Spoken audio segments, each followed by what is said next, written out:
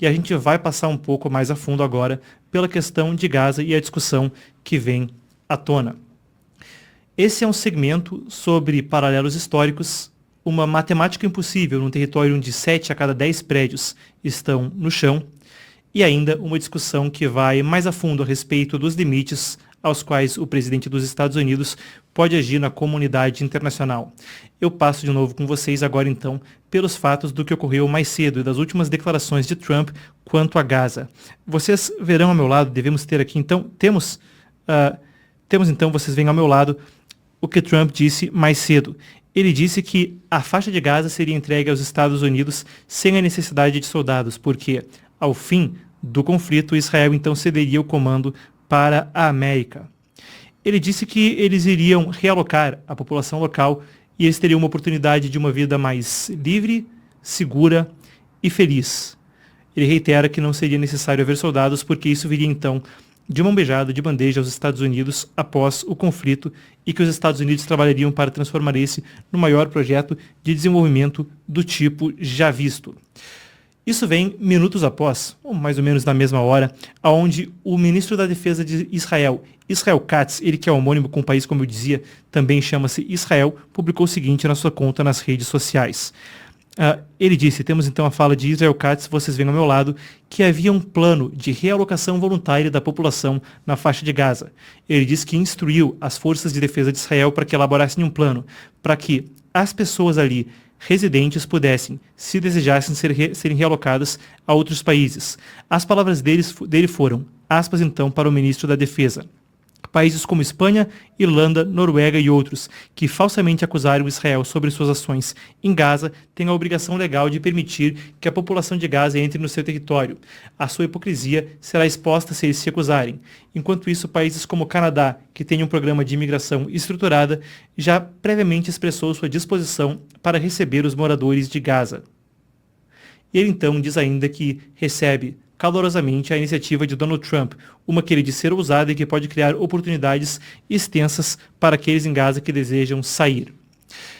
O assunto vem, claro, após a repercussão da fala de Donald Trump na terça-feira à noite, quando ele sugeriu que os Estados Unidos viessem a tomar conta do território, no longo prazo ou sem prazo, para sair. Ali naquela primeira vez, quando perguntado, ele não sabia se isso significava soldados americanos mesmo em Gaza, mas disse que fariam o que fosse necessário. Agora ele diz que esse não seria o caso. Isso vem conforme Netanyahu está nos Estados Unidos, precisamente o evento que devemos cobrir na sequência, pelo qual aguardamos imagens no momento no Capitólio, conforme ele deve falar junto do presidente da Câmara, Mike Johnson, trata mesmo disso. A gente tem imagens de mais cedo. Vocês veem ele aqui se reunindo com uma série de senadores de ambos os partidos. E à esquerda de Netanyahu, à direita da tela, vocês veem John Thune, que é o presidente do Senado.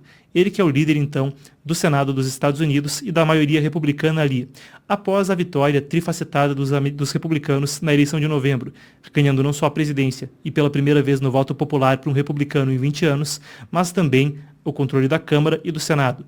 É certo, por uma margem pequena, mas ainda assim, acrescentando a isso 6 dos juízes na Suprema Corte, entre 9 indicados por candidatos republicanos.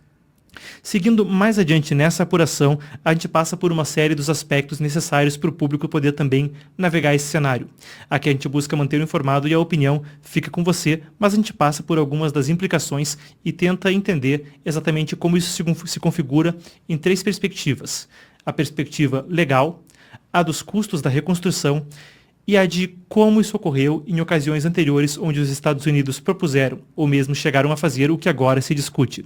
Muito bem, a gente começa a discutir a sustentação legal disso. E o que vocês veem ao meu lado agora, essa outra imagem de Netanyahu com Tom Cotton, um republicano proeminente, e agora sim ao meu lado, o que vocês veem é do site da Cruz Vermelha, com o artigo 49 da Convenção, a 4ª Convenção de Geneva.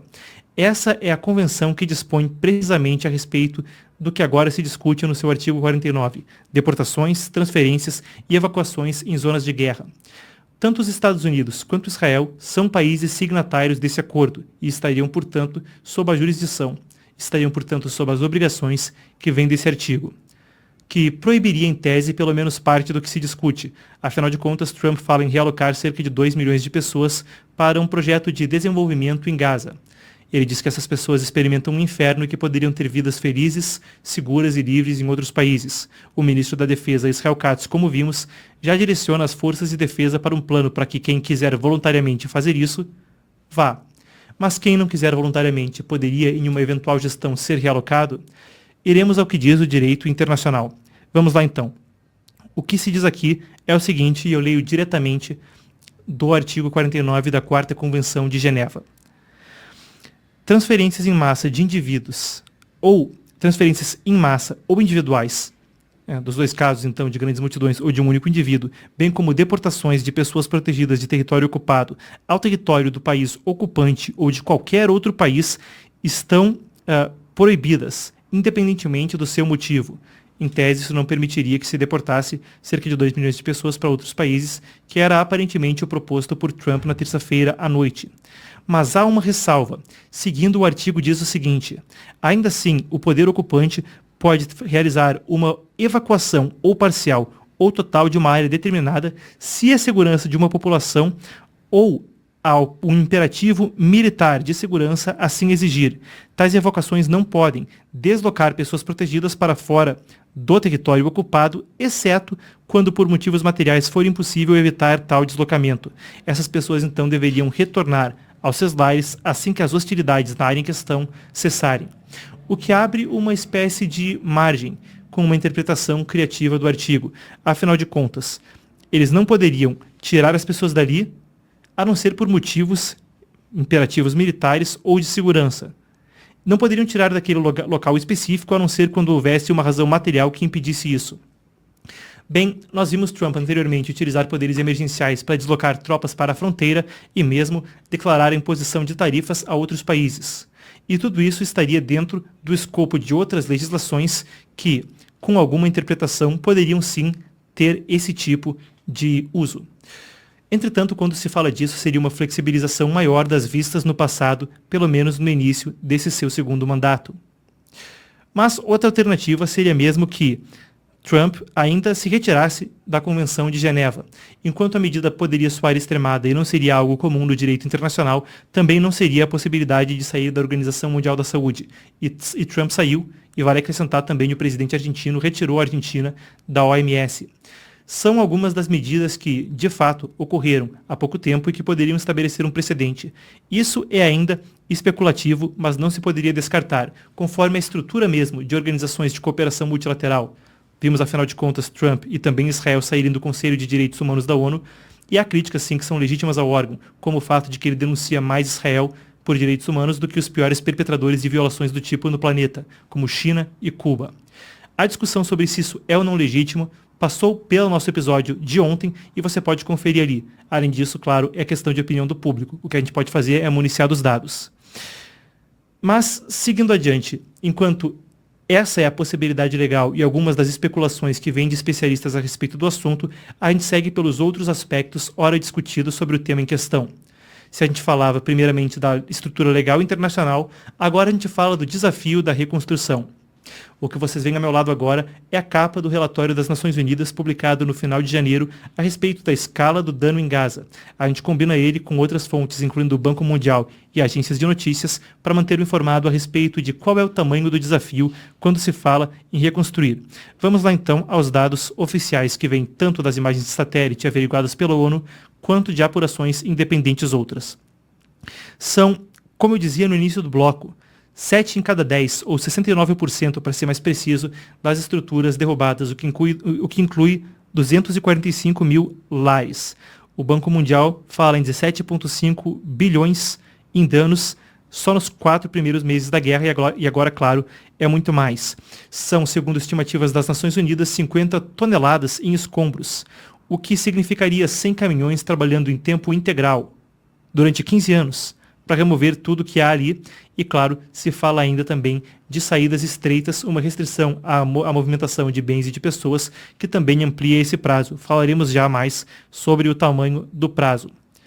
Isso ocorre num momento onde, precisamente, como eu dizia, há um bloqueio que, no cessar-fogo, não se especifica como ou quando se encerrará para o trânsito de bens e pessoas. E eu disse que a gente falaria mais de prazos, lá vai. Seriam cerca de 350 anos para a reconstrução, se houver então essa restrição à movimentação de bens e de pessoas. É interessante passar por uma retrospectiva também quanto à ação americana do tipo. Enquanto ela tem sido, sim, muito criticada, em especial nos incidentes da guerra ao terror, Iraque em 2003, Afeganistão em 2001, houve casos no passado que foram considerados de certo êxito quanto aos Estados Unidos ajudarem a reorganizar um país após uma guerra.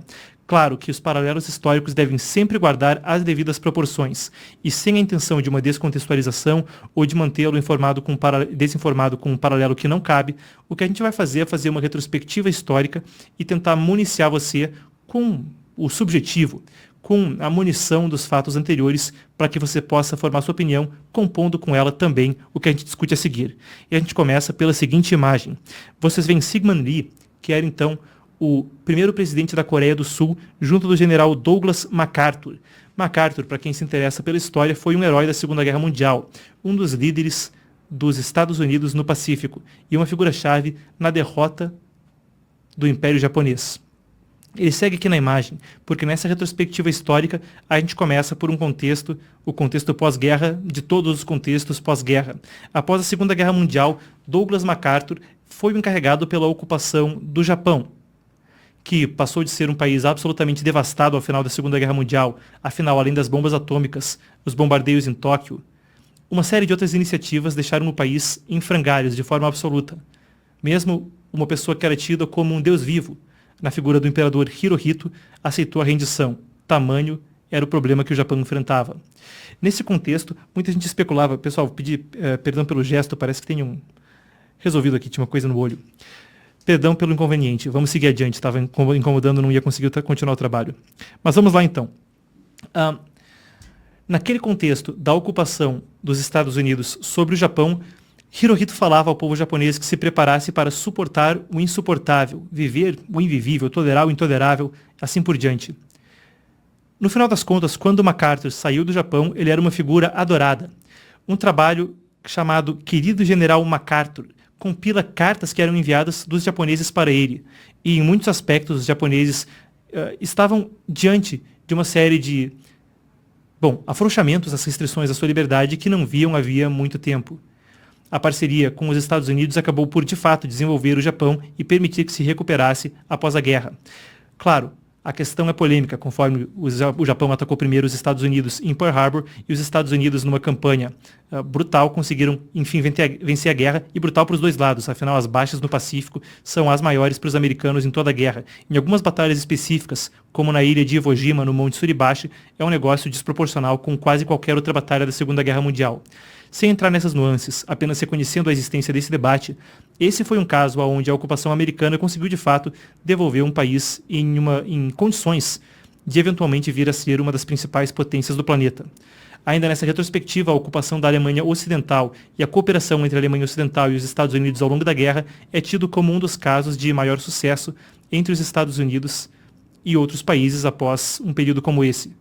Como eu disse, isso é só uma retrospectiva para ajudar na formação de opinião, e é sim muito subjetiva e deve ter sempre as devidas proporções para não fazer uma comparação que é descabida.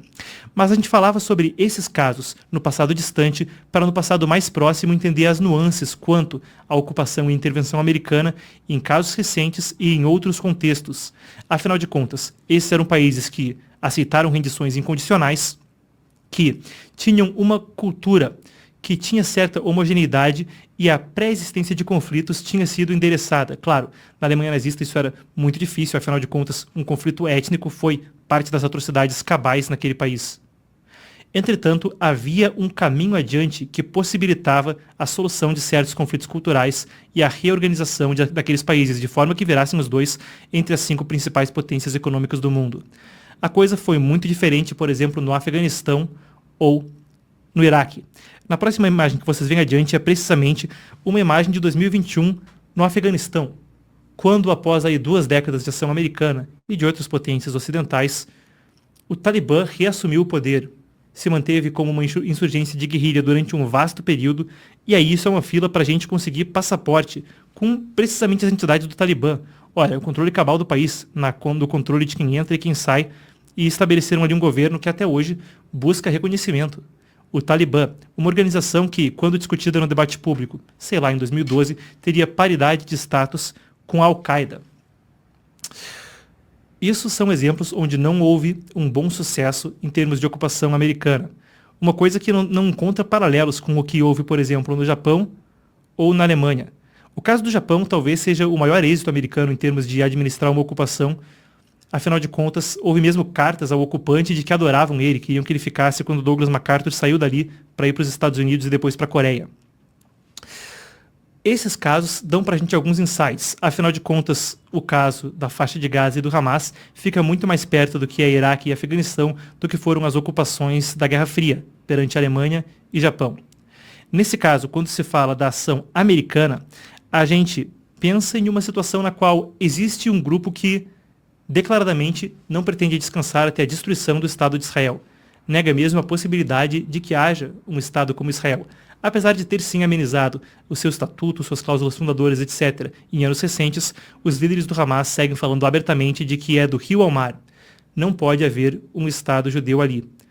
O Hamas mesmo, apesar de publicamente ainda ter alguma disposição em uma solução de 2 estados, na prática e nas palavras de seus líderes, nega isso completamente. Não é claro o que ocorreria com ele, se poderia mesmo estar em algum tipo de resistência clandestina ou em outros países onde há procuradores terroristas apoiados pelo Irã, sul do Líbano junto do Hezbollah, talvez mais distante, no Iêmen, com os Houthis. Essas nuances do passado, claro, como eu disse, devem sempre manter as devidas proporções, e é sim muito subjetivo. Entretanto, a retrospectiva pode ajudar a gente a entender o agora à luz da história e a ver casos no passado, entendendo como se desdobraram. Mas, seja como for, se fala de casos com aspectos positivos no Japão e na Alemanha, a faixa de Gaza está muito mais perto de Iraque e Afeganistão. Bom, fica aí então a consideração a respeito de Gaza e de qual é o estado da situação, da discussão em termos de direito internacional, as dificuldades da reconstrução e alguns dos precedentes históricos dos Estados Unidos.